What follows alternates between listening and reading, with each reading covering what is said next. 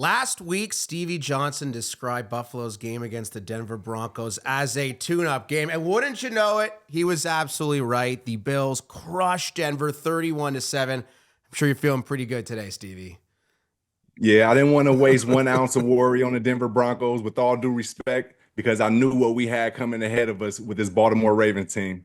Let's get to this divisional round. We'll see what happens. Bills versus Ravens. Let's go. Stevie was hot on the tweets about that, though. You were so hot on the tweet. Hey, I'm not going to waste an ounce of worry on this Denver Broncos team. But also, was anybody else a little tiny bit worried when they went up 7-0? Yes. No, I was worried. I was. When you see Bo Nix hit Troy Franklin for 50 yards in the first drive, you're like, what is going on? Is this... it was a little foreboding, but you were there. You experienced it yourself. I was filled with regret, and the regret of not being able to in-game the Bills at a lower number after that touchdown, because this come on. This was never a thing. I didn't understand everybody in the media being like, oh, Denver's a frisky pick. I got Luke Wilson blowing up my phone being like, you fear the Broncos, be afraid of the Broncos. And yeah, come on. Welcome into Broken Table following the Bills win over the Broncos. The divisional round looms. That's Chris Hein. That's Tekeyah Singh. That's Stevie Johnson. I'm Aaron Korolnek. The game of the year, maybe the game of the decade. Baltimore destroyed Pittsburgh. Buffalo, they destroyed Denver. I cannot wait for Sunday night, Tekeyah. Yep. Can we flash forward and just get there already? I know, it's exciting. It's 2 MVP candidates. Everyone's talking about them. You know it's going to be a shootout. You know you're going to see the best of the best football. I don't know how this isn't, sadly, the Super Bowl. It kind of is. The AFC right? Super Bowl. Anyways, Yeah. No disrespect to the Kansas City Chiefs, but you're right. I mean, Lamar versus Josh, that'll be the storyline. Maybe we should just give the MVP of the NFL to the winner of Sunday's game. Right. I'm with you. And honestly, we've seen it with this show throughout the year. These two fan bases have been at each other. It has gotten really toxic with this MVP battle, but now we get to see. Now we see Josh versus Lamar and who the better quarterback is. I cannot wait until Sunday. Stevie, remember week 4 when Baltimore beat Buffalo 35-10 in Baltimore? Now the game in Buffalo. It's going to be a completely different environment. How much do you think that changes things? Yeah, it changes things a lot. I feel like with this past game against the Broncos, I called it a tune-up. That game against the Baltimore Ravens in week 4, that was like a wake-up call. Because ever since then, I got some numbers from my source, Primetime Hein Time. Ever since that loss to the Ravens, the Bills offense has scored 32.2 points per game. So they putting up a 30-piece. So any team that's coming to play against the Bills, you got to score at least 27 and hope that your defense can shut down a great talent like Josh Allen and James Cook in the backfield with all those touchdowns. So, I mean, that was a wake-up call for the Bills. Not to mention, we were down players. Matt Milano was out. Terrell Bernard was out. Taron Johnson was out. So it was a different defense, and I think the boys are more focused and experienced and ready to play against this Baltimore Ravens offense now. I think Stevie nailed it with those injuries. Those are 3 key pieces, specifically Milano and Bernard. And Milano was a spy a little bit on Bo Nix yesterday. It kind of kept him in check, and he still ran for 40, and everyone thinks back to Lamar has that juke on Milano from about 4 years ago. But Matt Milano back is a huge part of this defense. And Stevie didn't mention it. Taylor Rapp also got injured in the second quarter of that game against the Ravens. So you're down 4 defensive starters. And yeah, it looked ugly. Derrick Henry ran for 87 yards on his first touch of the ball. And I'll be chirp me away comment section. The Bills were coming back in that game until they ran that stupid trick play. Awful play. And then that it was like, okay, we're done. But I think there's not much we can really learn by looking back at that week 4 game, because even then, the Bills couldn't get open. That was the big thing. The Bills no receivers could get open. That was the game that made them trade for Amari Cooper. And maybe Amari Cooper is finally a difference maker in this game against the Ravens. In many respects, Baltimore and Buffalo, their performances in the wild card round were direct mirrors of one another, right? I mean, the ball control, the time of possession, the rushing with Lamar and with Derrick Henry for Baltimore, with Josh and with James Cook for Buffalo. And I think it's about time of possession, right? I mean, we saw Baltimore rack up nearly 40 minutes of time of possession against Pittsburgh. And then Buffalo, I believe, was the 10th most minutes of possession in NFL playoff history. So it's pretty clear what both these teams want to do in an effort to win. It's just a matter of who's going to be able to stop the run, right? Well, that's the biggest thing. You have to be able to stop the run, especially Derrick Henry. I have a question, though, because against New England, after that game, the Bills or Josh Allen was saying, we're hiding a lot of That's Do you think we've seen everything yet? Do you think they've been saving it for this game? That's a great callback. That's right. That is a great callback. Now I'm excited. What do they got cooking? It was very vanilla, and they didn't really need to show much in that game against Denver either. Like they were in control the whole time. They kind of got what they wanted. Maybe this is where we see Joe Brady pull out all the stops. Hopefully not. It's a double pass. And you consider Baltimore. We're not sure if Zay Flowers is going to play, which is a big storyline because he's one of the better receivers in the conference, no doubt, when he's healthy. And even if he does play, how compromised will that knee be? But maybe it's Amari Cooper who finally breaks out, Stevie, or maybe it's another of the receivers, Keon Coleman. Maybe it's Keon Coleman. And he played a lot yesterday, did Keon Coleman. You have to think against a Ravens team, it won't be as easy as it was against Denver. And perhaps there will be some offensive nuances that we haven't seen yet this year.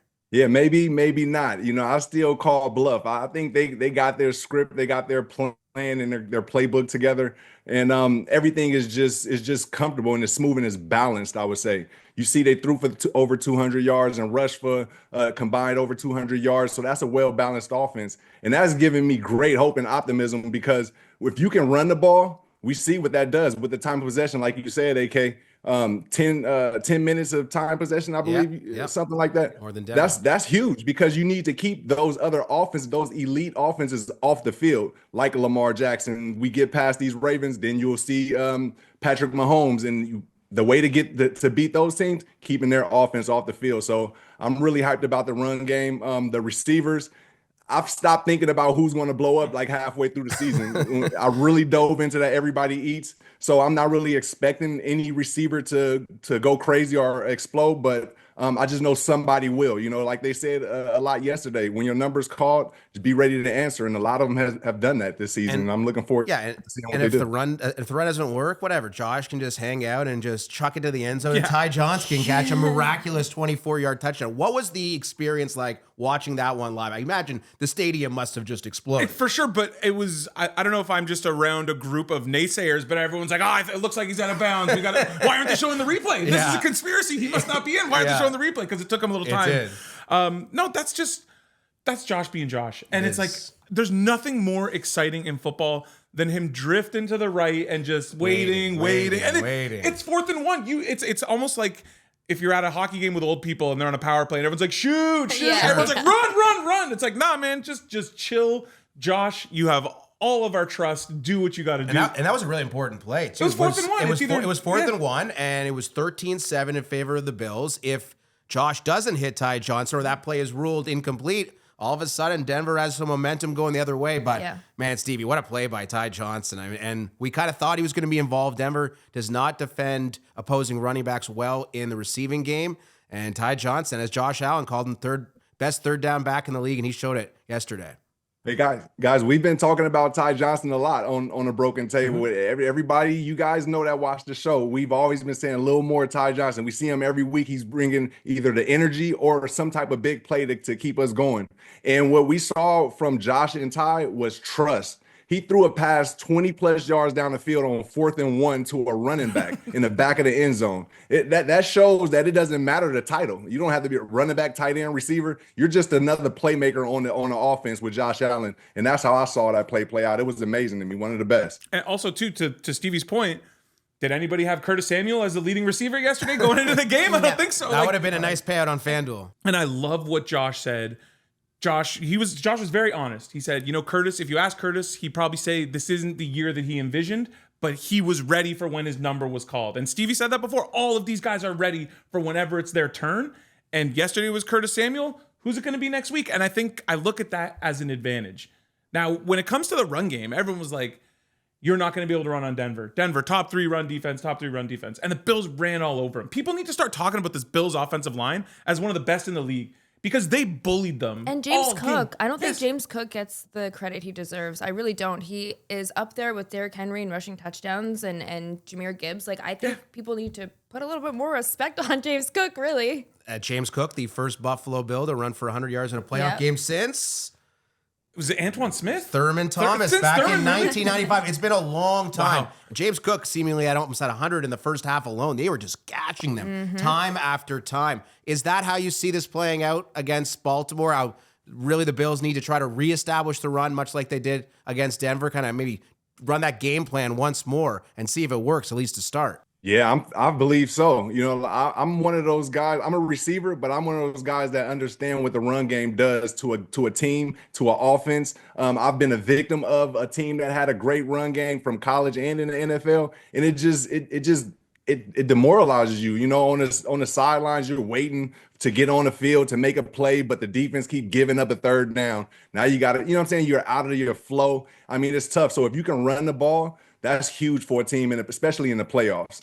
Now, just to kind of dive into some of the Baltimore defense, they made a switch. They adjusted their safeties. Kyle Hamilton got moved to safety. Darius Washington got moved to safety week 11, I think. So here's the numbers week 13 on. Number 1 scoring defense, number 1 pass defense, number 1 defense on third down, number 1 red zone defense. So since week 13, this Ravens defense has been great. But I think when it comes to Josh in this offense, it kind of doesn't really matter who the defense is because, as Stevie said with the numbers before, they're scoring 30 every game. Yeah.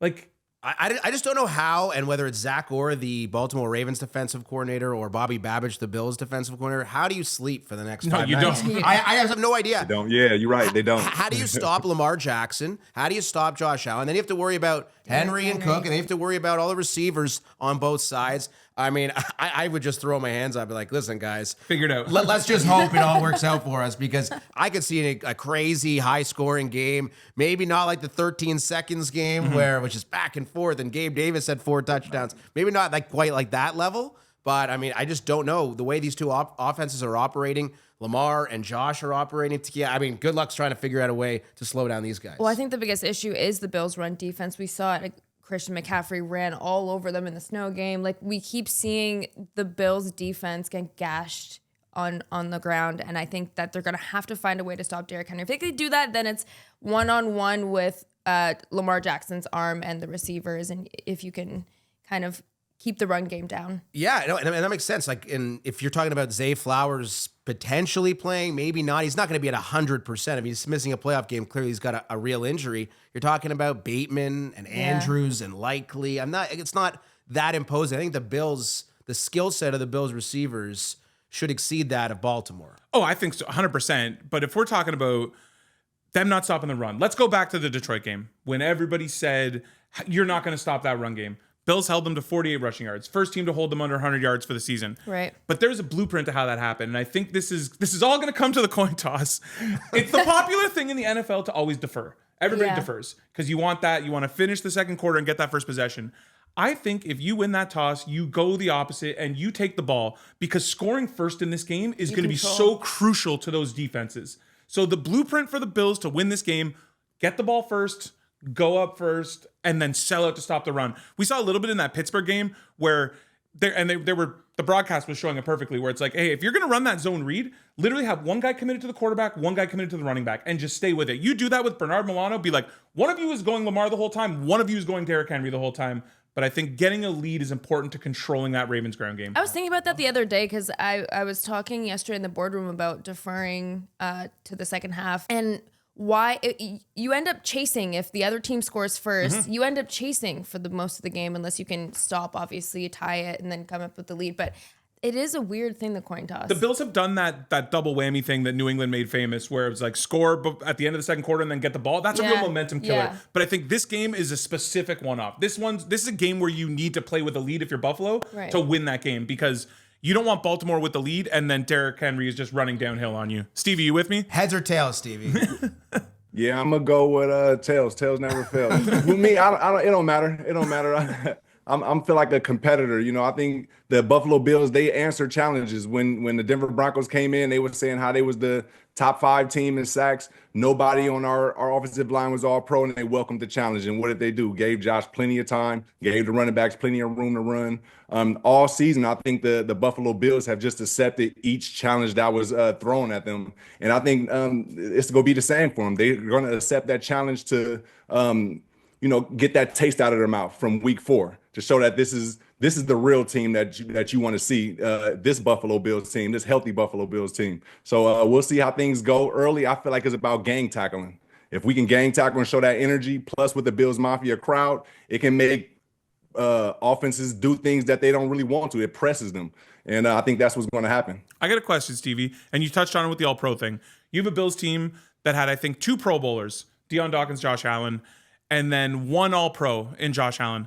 How much does that sort of motivate a team in the locker room? Like, because you guys are seeing that. If you're the Bills players, are you seeing that and being like, we're one of the best teams in the league and you only have 2 Pro Bowlers? How much does that piss this team off and maybe give them a little bit of extra motivation? Yeah, I mean, if you guys can find Deion Dawkins' interview from the postgame, I mean, he kind of touches on how that scenario happens with, no pros and no all-stars or whatnot, and then welcoming challenges. And I think they see it. They definitely see it. Some of them play it down, but they definitely are aware that that is the fact out there with the media and in the social world. And they're aware and they're ready to change that narrative.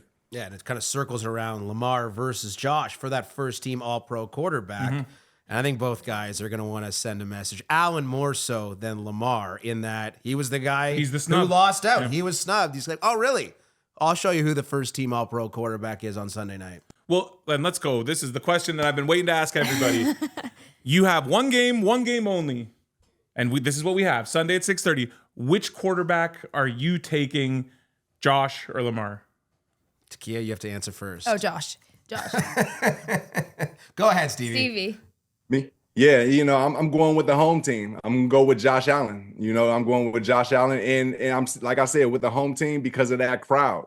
I'm going to leave it at that because I don't want nobody to get on me. But, yeah, I'm going with the home team. We need some more spicy takes from Stevie like last week. Well, I don't think I can just say definitively it's Josh Allen. It's a debate. And it's a very difficult question to answer because you're talking about, in my personal opinion, maybe this would be the hot take, the 2 best quarterbacks in the AFC. And I understand Patrick Mahomes plays in the AFC. It is indisputable this season that Allen and Jackson have been better than Patrick Mahomes. And I understand in past years, past playoff runs, that has not been the case. But this season, I'll go with the recency bias over historical context. That being said, I would give it to Josh Allen by a nose, but it is extraordinarily close. And I think these 2 quarterbacks, they do things differently, but they do things the same in the way that they create time and space with their legs. The difference is Josh Allen can just barrel you right over. Josh has done so much with so much less. What if this game was in Baltimore?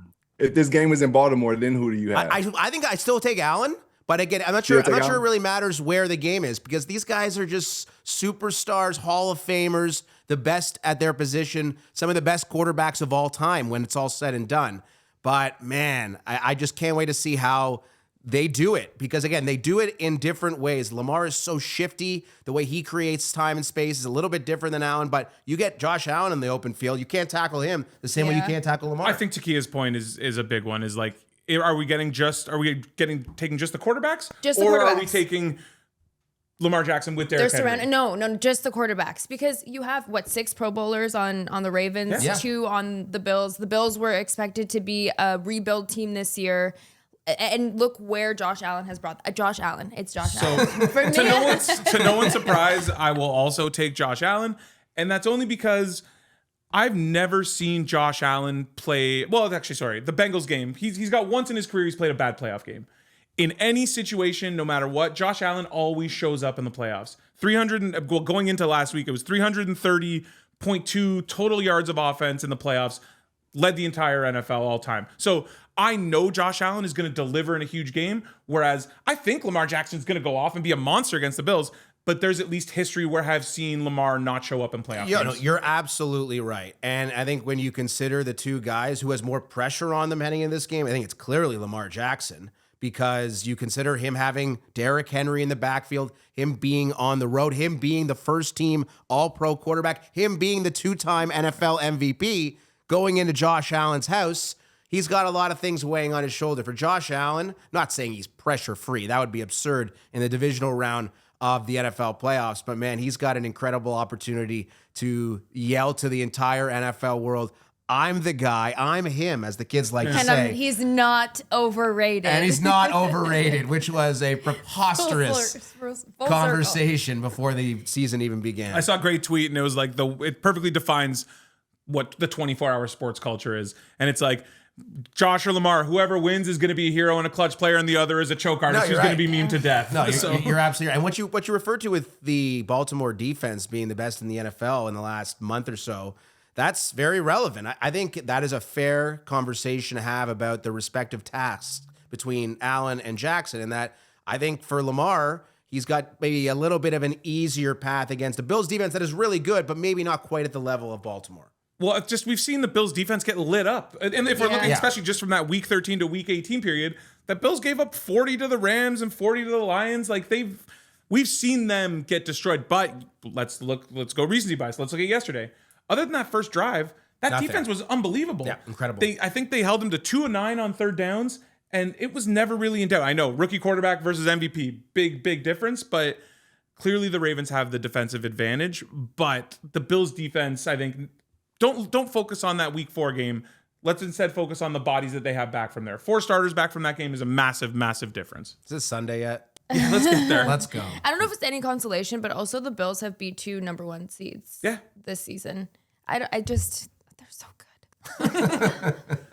So we know the Ravens and the Bills play on Sunday night. On Saturday afternoon, it is the Chiefs hosting the Houston Texans. Who saw that coming? Texans can't get out of that Saturday. No, exactly. They're Saturday stuck daytime in spot. there. And I don't think they're complaining, considering the way their defense put on a clinic against Justin Herbert, who threw 3 interceptions in the regular season and threw 4 interceptions in the wild card game against Houston, which is a totally ridiculous stat. Steve, are you giving Houston any shot here against Kansas City on the road at Arrowhead? No, I'm not. Respectfully again, but I'm not. I think the Chiefs are on another level. I don't see the Chiefs throwing 4 interceptions. I don't see them turning the ball over or getting a lot of turnover on downs. So that's going to be a difference maker. And I feel like that Chiefs defense is going to apply pressure on C.J. Stroud.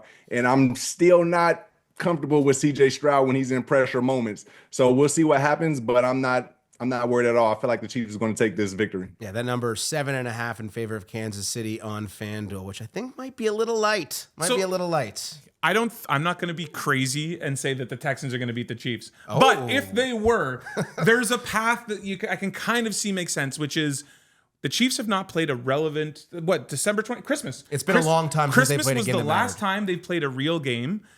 And if there's any kind of weakness on this Chiefs team this year, that O-line has really, you got guys moving all over the place. Their tackles are not the elite level that they had been in previous years. And the way that Houston pass rush looked last week, if they can get pressure with Anderson and with Danielle Hunter, then I think that could be a real strength against maybe some soft tackles in KC, but I don't know. The KC's probably going to win, and then whoever wins Baltimore or Buffalo is going to be headed to Arrowhead. Yeah, which I think is for the best for everybody involved. Yeah. And I think for Baltimore or for Buffalo, you got to slay the dragon. Yeah. Who doesn't want to see back-to-back weeks of the Bills taking on the Ravens? Then Buffalo travels to Kansas City to take on the Chiefs to slay the dragon that is Patrick Mahomes and Andy Reid. I think that's almost how the script needs to be written. That's the satisfying script. Yes, that is the satisfying script. Who doesn't want to do that? I mean, I can see Houston keeping it close, though. I will say, because the Chiefs aren't blowing out anybody. You taking the points? Yeah, I might take the points actually on that. Stevie? Hey, well, look, why isn't Mahomes number 1 in MVP? Because his team is number 1, right? I'm confused. He just hasn't been that guy. But this is playoffs, right? Are we?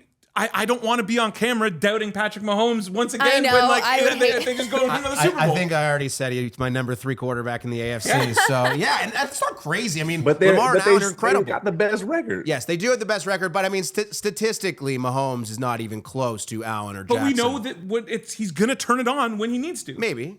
He has in the past. So if the MVP is about statistics, then would that mean Lamar Jackson win? That's a fair point. Well, I think Lamar Jackson Josh Allen have won last year? Yes, well, Lamar Jackson very well may win this year. We don't know the ultimate results. This needs to be like wrestling. Bring the MVP trophy. Whoever wins gets the belt. Hanging under a ladder match. Right. Cage match. Have it hanging from Lamar. I like Josh Allen's chances in a ladder match against Lamar Jackson. Same. Okay, so the AFC set, the NFC, we still got a little bit of housekeeping because we got a Monday night wildcard game tonight between the Vikings and the Rams, and I took it to the street for the return of the Streeter same game parlay. Want to make a spectacular catch while holding that pizza? Oh, I don't think I think you can do it. I think you can do it. Riz, turn quick. Oh. Most important thing is you didn't drop your lunch. That's true. You on the phone, get ready to make a great catch. Oh, God. You did it. We are on the streets of Toronto doing a little same game parlay for the final wild card game of the weekend. It's the Vikings and Rams. Let's start with the game. Who do you like, Minnesota or LA? I've got to say Minnesota. Did you go Minnesota? Did you dial it up with that? I just had to go Minnesota, you know. I respect how you just really went into you really dug deep into the Minnesota accent. In for a penny, in for a pound. If you're with the Vikings then, Sam Darnold, what do you think? Over or under his pass yards? So I would say just slightly over his pass yards. You're not worried about that Lions game? He kind of turned into a pumpkin. A little bit, but I think he can pull through with it. Okay. Anytime touchdown. Anyone there you see like? I don't know. Jones, he's looking in the middle of the pack, but I think he's a safe bet. Okay, so we got Vikings to win, Darnold over, Jones anytime touchdown. How you feeling? Fairly confident, even though I'm not the most educated on football. I'm feeling pretty confident. Well, you're a winner with that Minnesota accent anyways. Of course. Can you catch this while driving? No? I did not look happy. He had no time for us. All right, so this game between Minnesota and the Rams is actually being played in Arizona and not in LA for obvious reasons. Our hearts and thoughts go out to everybody who's been affected by the horrible, horrible stuff with the fires in the LA area. And I do wonder for the Rams, Stevie, I'm sure their minds are on much bigger things than football. Certainly the game not being in LA, how much of a factor could that play in tonight's result? Man, yeah, I think that plays a big factor. You know, first and foremost, prayers to everyone in LA, any of the families, anyone that's affected. Now talking about football, I had LA to win this game against the Vikings, but with the game now being in Arizona, I don't sense that as being a home field advantage. We know what the LA Rams can do. You've seen what they did against the Buffalo Bills, putting up those numbers. I just don't know. I don't know. I think I'm going to go with the Minnesota Vikings in this game now. Yeah, and we remember vividly what happened the last time we saw the Minnesota Vikings play football, right? I mean, it was an awful performance from Sam Darnold, and I think that is lingering in the back of our minds, no? It's recency bias. Everyone's saying that Sam Darnold got exposed. Do we really think he got exposed? I do. Yeah, you do? Really? I don't think that, really. Definitively, yes. Like, I've been doubting Sam Darnold all year, and like, I'm on the Rams here. Since that Bills game, we've talked about it. I'm on Rams to win the NFC. I think they got the best coach. I think they got the best quarterback. They beat the Vikings already this year. I think if anything, and obviously like the fires is, I don't know how you can play when family, houses, all of that stuff. Your life is just in complete chaos. But maybe this is that moment for them to just focus, where they can just like push all that to the side. And then you get a great performance from the Rams. And this is going to be a great game. I'm excited for this, but I just think you got the better quarterback, you got the better coach. Yeah, I don't really have much of a response to that, but I do wonder how much the location, everything surrounding this game, and keep in mind what the Chargers just did in their game against Houston. It looked like their minds weren't on the game. And of course, that is, I'm not going to proclaim to know what was going on in the minds of the Chargers in their game against Houston, but I don't know. I still like Minnesota. I think I'm with Tekeyah. I'm not going to overreact based on that one game because for the first 17 weeks, Sam Darnold was as good as it gets in the NFL, and he was absolutely horrible. But you'd have to think he'll be a lot better. I mean, he really can't be any worse. But like, I don't know. What about the 6 previous years where it's like we got that sample versus the 16 game sample and the one game? It's like. Case Keenum. Sometimes it's about being on the right team, though. That's right. Kevin O'Connell. Being on the right team, right playbook. Fit is so important. Yes. Agreed. But I don't know. I think it's going to be a close game tonight. I don't think Darnold's going to be awful. I just think the Rams are going to win. But let's move to our best bet. And we are not limited to just betting the Monday Nighter. And I think most of us, we're looking at that Bills-Ravens game. First of all, the standings, once again, Stevie on an absolute tear. The Bills covered the 8.5. Genius. He had no issues there. I hit with my Allen, and let's just a lesson to the viewers, and I'll look right into the camera for this. CLV, closing line value. Last Monday, I got Josh Allen at 220 yards, his pass yards. That line closed close to 230 by kickoff. So go to FanDuel. If you like a line on a prop that's going to be a public bet, bet it now. I've already got my bet for over 236 against the Ravens. The quarterback stuff is always going to be boosted. Yeah, so the Derrick Henry stuff will be boosted by the time the game time rolls around. And that is my best bet right now. Josh Allen over 236.5 pass yards against the Ravens.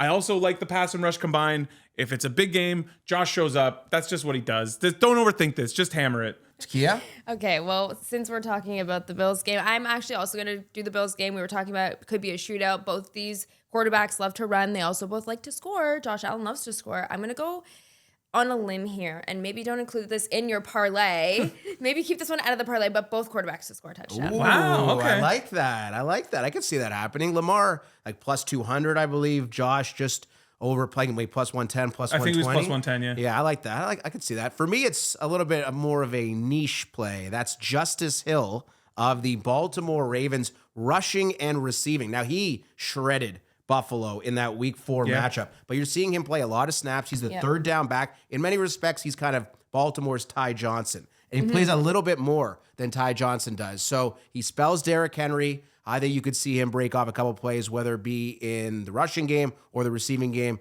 Justice Hill over for me. I think definitely in the receive. Like he had like 88 or something in the last game. Awesome. Now, Stevie, you have been on this hot streak with betting the Bills to cover. Is that where we're going again? Yeah, for sure. I'm going to bet the Bills to cover.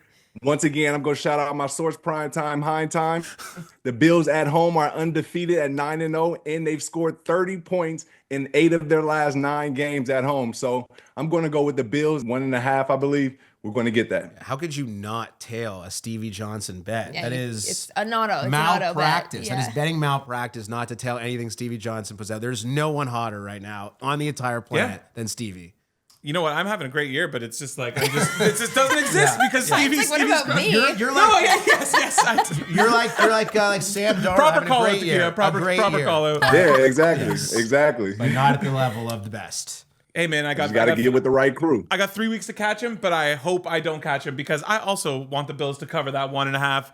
That's all for us, Stevie. See us out. Hey guys, I was thinking about tape, TAPE. So going into 2025, think about tape. You have to think, analyze, plan, and then execute. This is a Broken Table production. Make sure you leave your thoughts and comments in the comment section, and then we'll give to you. One love.